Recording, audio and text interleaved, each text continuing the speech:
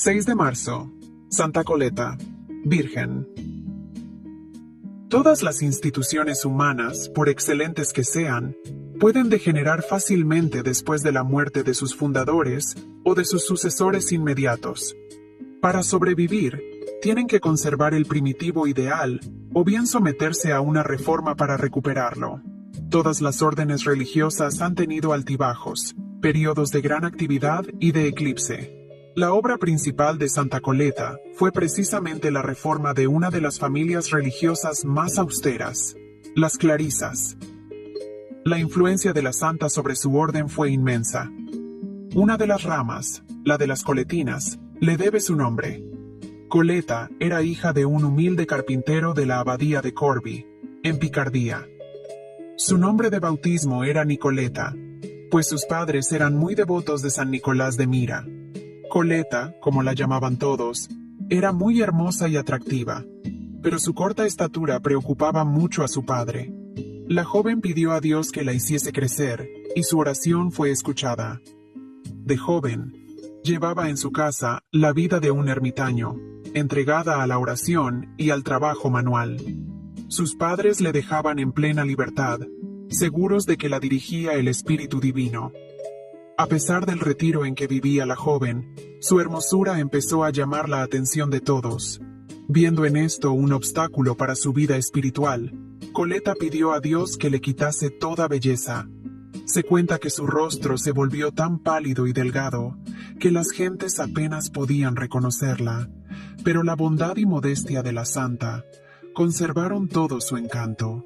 Tanto el padre como la madre de Coleta murieron cuando la joven tenía 17 años. La dejaron al cuidado del abad de Corbie. La santa pasó algún tiempo en el convento, distribuyó entre los pobres su reducida herencia e ingresó en la Tercera Orden de San Francisco. El abad de Corbie le cedió una pequeña ermita junto a la iglesia.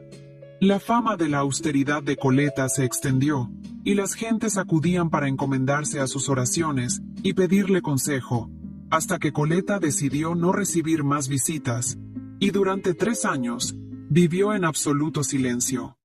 Sin duda que, durante ese periodo, Coleta reflexionó mucho sobre el estado de su orden, y habló de ello con su confesor, Fray Enrique de Baume, pues éste soñó que Coleta tenía entre las manos un ramo de hojas de vid sin ningún fruto, pero los racimos aparecieron en cuanto la santa arrancó algunas hojas. También Coleta tuvo varias visiones, en una de las cuales el mismo San Francisco se le apareció y le mandó que restableciese entre las clarisas la primitiva observancia. Coleta se sentía sin valor suficiente para ello, pero recibió una señal del cielo, pues durante 3 días estuvo sorda y durante otros 3 estuvo ciega. Alentada por su director, abandonó su retiro en 1406 y fue a exponer su misión en 1 o 2 conventos. Pero pronto comprendió que para tener éxito necesitaba poseer autoridad. Descalza y vestida con un pobre hábito, Coleta partió a Niza a ver a Pedro de Luna, a quien el pueblo francés reconocía entonces como papa con el nombre de Benedicto XIII. Este la recibió con mucho afecto, confirmó su profesión en la Orden de Santa Clara, la nombró superiora de todos los conventos de clarisas que reformase o fundase, y llegó hasta extender su misión a la Orden de San Francisco.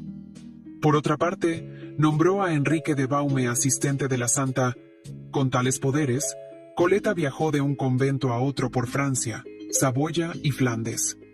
Al principio encontró una violenta oposición y se vio tratada de fanática y hechicera, pero nada la afectó ni la hizo retroceder. Poco a poco fue imponiéndose, sobre todo en Saboya, donde su reforma despertó mucha simpatía, y después en Borgoña, Francia, Flandes y España.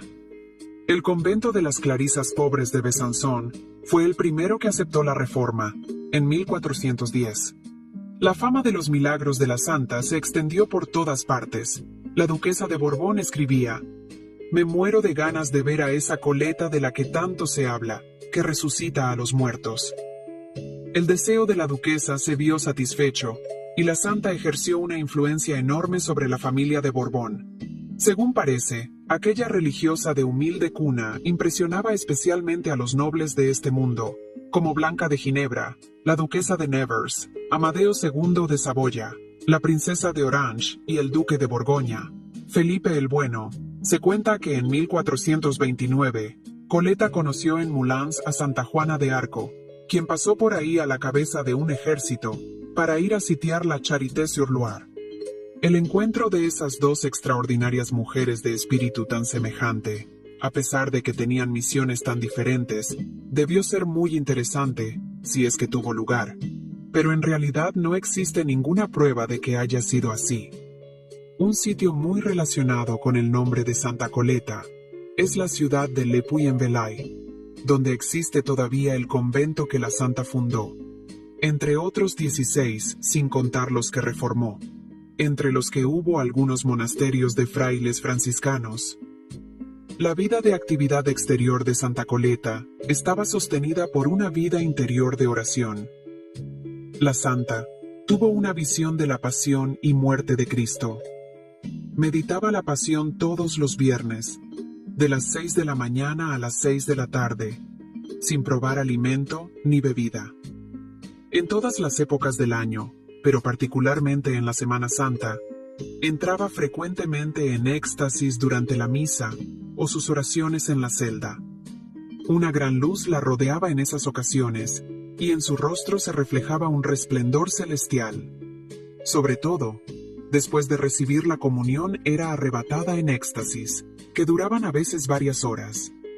En una de sus visiones, apareció una multitud cuyos hombres y mujeres, numerosos como los copos de nieve en una tempestad, caían en el pecado.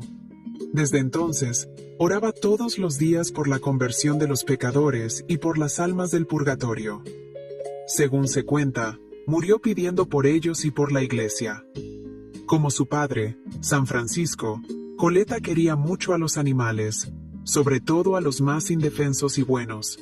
Los corderos y las palomas acudían a ella en cuanto aparecía, y los pajarillos más tímidos volaban a comer en sus manos. También amaba mucho a los niños. Jugaba con ellos y les bendecía, como lo había hecho Jesucristo. Su última enfermedad la sorprendió en Flandes, donde había fundado varios conventos. Predijo su muerte, recibió los últimos sacramentos, y descansó en el Señor en el convento de Gante, a los 67 años de edad. Cuando el emperador José II suprimió algunos de los conventos de las Clarisas en Gante, sus religiosas trasladaron los restos de Santa Coleta al convento de Poligny, a 50 kilómetros de Besanzón. La canonización tuvo lugar en 1807.